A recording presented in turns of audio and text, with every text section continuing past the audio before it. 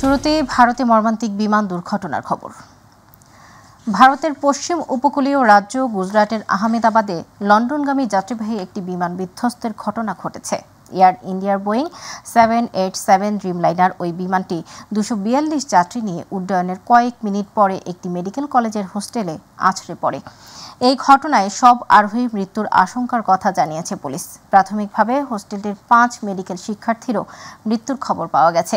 মর্মান্তিক এ ঘটনায় নরেন্দ্র মোদীর কাছে পাঠানো এক বার্তায় শোক জানিয়েছেন প্রধান উপদেষ্টা ডক্টর মোহাম্মদ ইউনুস। বিস্তারিত জুবাইর রহমানের রিপোর্টে।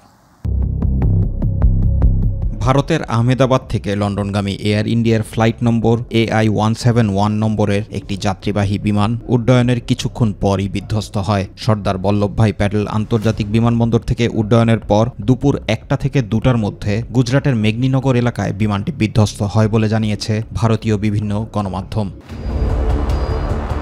দুপুর 3:56 এয়ার ইন্ডিয়া জানিয়েছে বিধ্বস্ত ফ্লাইটটিতে 53 জন ব্রিটিশ নাগরিক ছিলেন। বিমানে থাকা বাকি যাত্রীদের বিস্তারিত তথ্য তাৎক্ষণিক জানা যায়নি। বোয়িং 787 ড্রিমলাইনার সিরিজের ওই বিমানে মোট 242 জন যাত্রী ছিলেন বলে জানিয়েছে সংবাদ মাধ্যম NDTV। বিমানটিতে 2 জন পাইলট ও 10 জন কেবিন ক্রু ছিলেন। প্রাথমিকভাবে জানা গেছে বিমানটিতে 169 জন ভারতীয়, 53 জন ব্রিটিশ, 1 জন কানাডিয়ান এবং 7 জন পর্তুগালের নাগরিক ছিলেন বলে জানিয়েছে সংবাদ মাধ্যমটি। এদিকে flight tracking site flight radar 24X-এ এক পোস্টে জানিয়েছে আহমেদাবাদ থেকে উড্ডয়নের ঠিক কয়েক সেকেন্ড পরই বিমানের সঙ্গে যোগাযোগ বিচ্ছিন্ন হয়ে যায়। স্থানীয় সময় দুপুর 1:38:51 বিমানটি সর্বশেষ সংকেত পাঠায়। এরপর আর কোনো সংকেত পাওয়া যায়নি। ফ্লাইট রাডার 24 আরও জানায় তাদের তথ্য মোতাবেক বিমানটি আহমেদাবাদ বিমানবন্দর থেকে উড্ডয়নের পর প্রায় 625 ফুট উচ্চতায় ওঠে। এরপরই নিচের দিকে নামতে শুরু করে। প্রায় 600 ফুট ওপর থেকে বিমানটি ভেঙে পড়ে। দুর্ঘটনাস্থল থেকে কয়েক কিলোমিটার দূর থেকেও ধোঁয়ার ঘন কুণ্ডলী দেখা গেছে বলে জানিয়েছে প্রত্যক্ষদর্শীরাও। Jubair Rahman, MyTV news. এবারে অন্যান্য প্রসঙ্গ।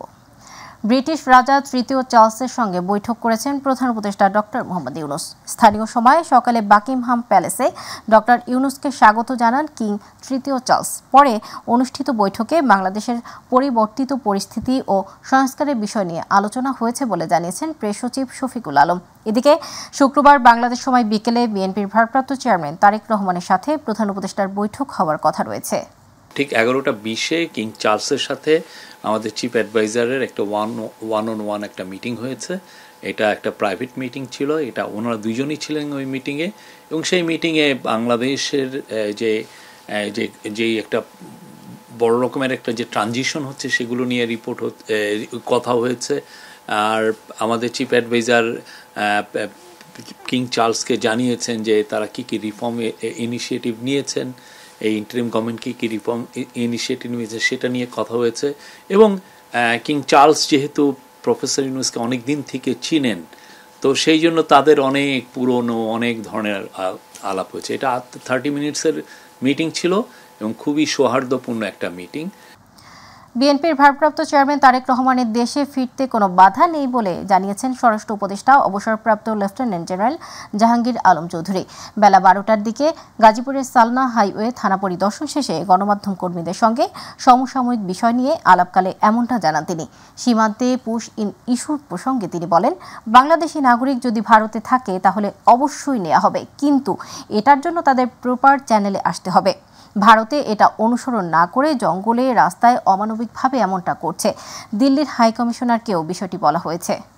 ওনার তো দেশে ফেরার তো কোনো অসুবিধা নেই, উনি যে কোনো সময় ইচ্ছা, উনি বাংলাদেশের নাগরিক, যে কোনো সময় দেশে ওনারা যে সময় নিজেরে যে সময় উনি মনে করবেন সেই সময় দেশে। আমাদের বাংলাদেশি নাগরিক যদি ওই অবদেশে থাকে আমরা অবশ্যই নিব, কিন্তু তারা একটা প্রপার চ্যানেলে আসতে হবে। নিয়ম হলো প্রপার চ্যানেলে। ওনারা করে নাকি এটা ফলো না করে এই জঙ্গলে রাস্তা যে জায়গায় না ওই সব জায়গায় গিয়ে করে, এটা একটু অমানবিক।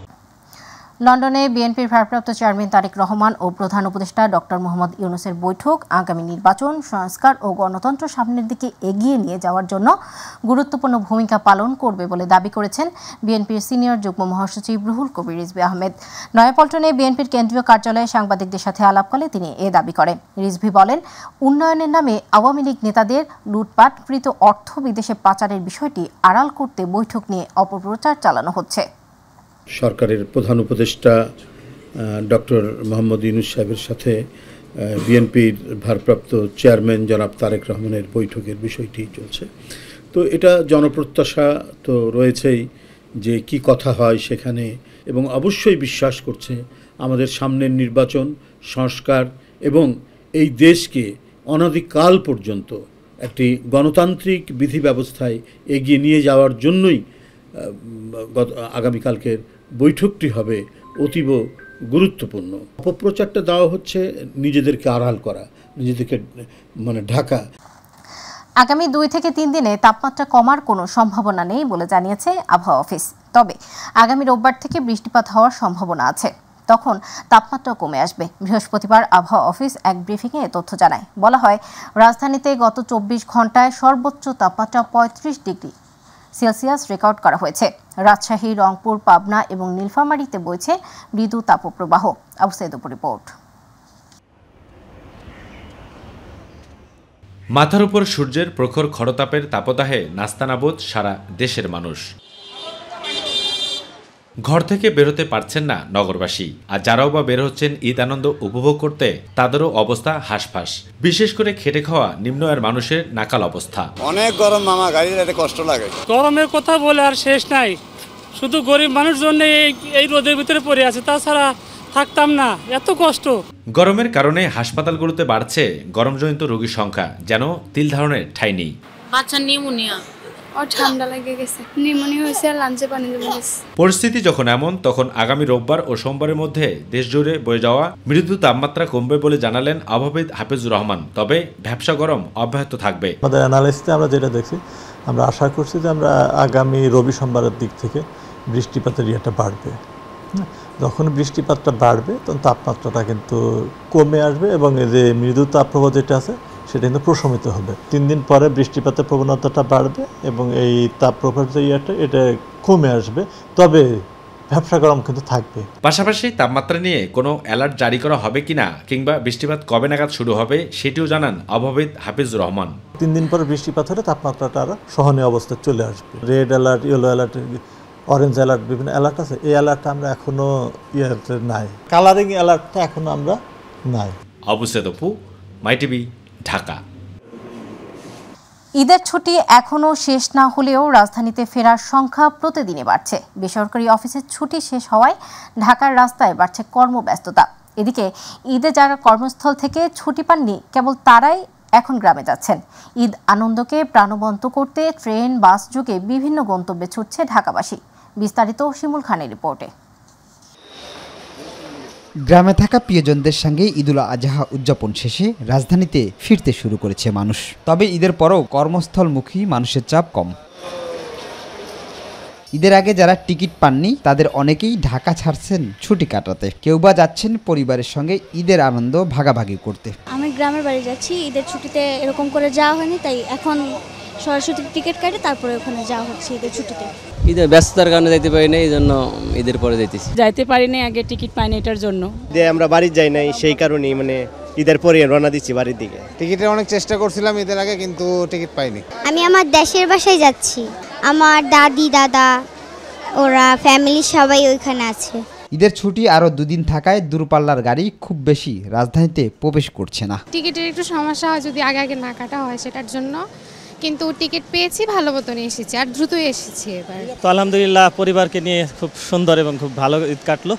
আমি খুবই হ্যাপি, যাওয়ার পথে এবং আসার পথে নির্বিঘ্নে খুবই ভালো লাগছে। পরিবহন সংশ্লিষ্টরা বলছেন ঈদের পরে এবার লম্বা ছুটি খুব জরুরি না হলে লোকজন এখনো সেভাবে ঢাকা ফিরতে শুরু করেননি। আগে যে রেগুলার যে দামটা ছিল টিকিটের, এটা কিন্তু এখন নেই। তারা কিন্তু অনেক চড়া দাম নিচ্ছে, যেখানে 500 টাকার জায়গায় 1000 টাকা নিচ্ছে।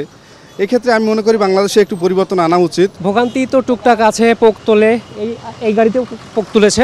ঢাকা ফিরছেন এমন অনেক যাত্রী জানিয়েছেন ট্রেনে ও বাসে এখনও যাত্রীর চাপ কিছুটা কম থাকায় অপেক্ষাকৃত স্বাচ্ছন্দ্যে ভ্রমণ সম্ভব হচ্ছে। শিমুল খান, মাই টিভি, ঢাকা। কিট পাওয়ার সাপেক্ষে শনিবার থেকে Dhaka medical, Mugda medical college সহ বিভিন্ন হাসপাতালে করোনা টেস্ট শুরু হবে বলে জানিয়েছে কর্তৃপক্ষ। হাসপাতাল সংশ্লিষ্টরা জানান, নতুন করে সংক্রমণ বাড়ায় করোনা মোকাবিলায় সব ধরনের প্রস্তুতি রয়েছে তাদের। করোনার যে কোনো উপসর্গ দেখা দিলে চিকিৎসকের পরামর্শ নেওয়ার পরামর্শ বিশেষজ্ঞদের। SM আরিফকে সাথে নিয়ে সাইদুর রহমান আবিরের রিপোর্ট। দেশে নতুন করে বাড়তে শুরু করেছে করোনা সংক্রমণ এড়াতে মাস্ক পরা সহ নানা সতর্কতা জারি করেছেন স্বাস্থ্য অধিদপ্তর। এড়িয়ে চলতে বলা হয়েছে সভা সমাবেশ।